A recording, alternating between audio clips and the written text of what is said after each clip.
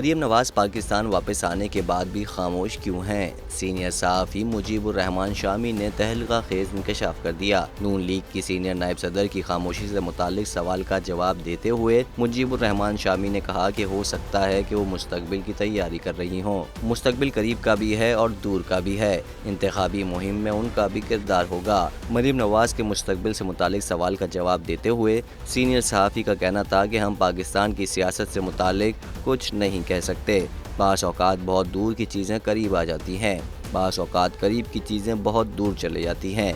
मुजीबुर रहमान शामी ने हुकूमत को खबरदार करते हुए कहा कि अगर इलेक्शन वक्त पर ना हुए तो इन सियासी जमातों के हाथ में क्या आएगा। जितना मामला तूल खींचेगा नई पेचीदगियाँ पैदा होंगी। इलेक्शन वक्त पर ना होने से भी यकीनी बढ़ती जाएगी। हुकूमत वक्त पर इलेक्शन कराए और बाकी अवाम की मर्जी जिसे चाहे मुंतखब करे।